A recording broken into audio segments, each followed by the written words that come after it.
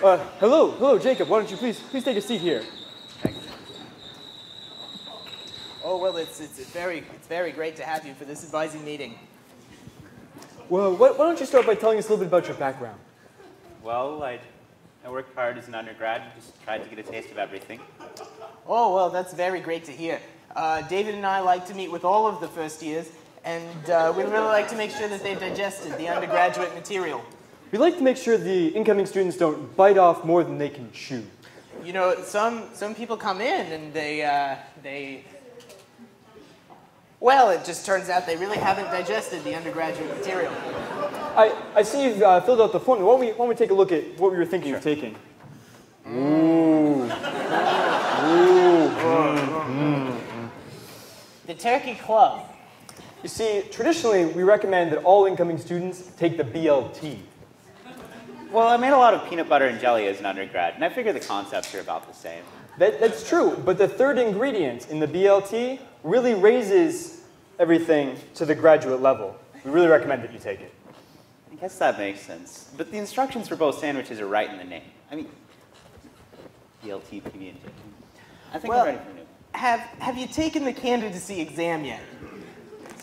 Well, I didn't actually take the exam this fall, but I think I'm ready for it. I think I can handle the Turkey Club.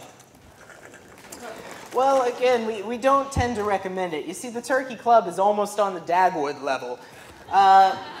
What sorts of recipes did you use for your undergraduate sandwiches? Oh, snap. Oh, thank you, David. Well, let's see.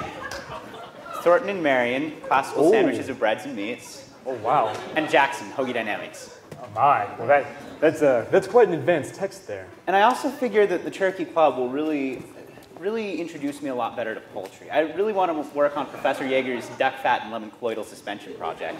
Well, I can see how the Turkey Club would expose you to poultry. Say, have you considered the tofurkey sandwich? Well, I don't know. The concepts, let me tell you a little bit about it. The concepts are almost identical, but there's less rigor and a greatly reduced chance of salmonella poisoning. Well, I don't know. I've always heard that the tofurkey can be a little bland. And Well, I know it has that reputation, but the great thing about tofurkey is it tends to absorb all the flavors around it.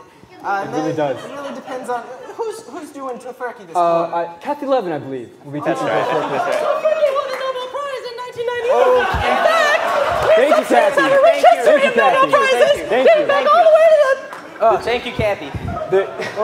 The tofurkey will not be bland. Kathy will see to that. She's very enthusiastic. Well, that doesn't sound so bad, but Why don't we do this? Why don't we take the two courses that you've selected here, we'll register you for each of those, and then right in between there, we'll put the tofurkey. So you'll have, on either side of the tofurkey, you'll have these other classes. What would you call that? There's There's got to be an analogy for these three things in a row. It would be like a stack of classes. Yeah, like a vertical pile of classes. And the advantage here of this way of doing it is that later in the term, when the Turkey Club gets too hard, you can just take that right off the top. You can go online and drop it. wait a second. So I can just drop a class whenever I want. I don't need an approval or signature or anything? Yep. Nope. Or yet. Do that. Well, then what's to stop me from dropping the tofurkey on day one and just making the sandwiches I want to? Nothing. All right, gentlemen? But don't you come crying to us when you get yourself into a pickle.